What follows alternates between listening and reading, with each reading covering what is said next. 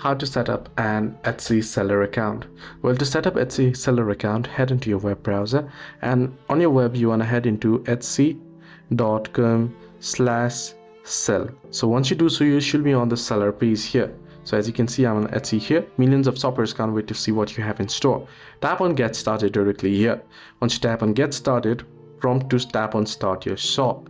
Once you tap on start your shop, now you can proceed to select your shop language, your shop country, currency, then tap on save and continue.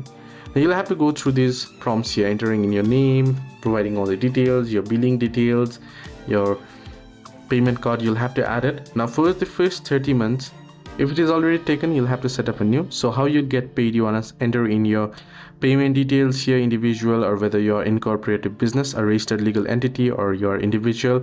Enter in all the details to go through the prompts to set up your account. Hope this video was helpful. Do like and subscribe as well.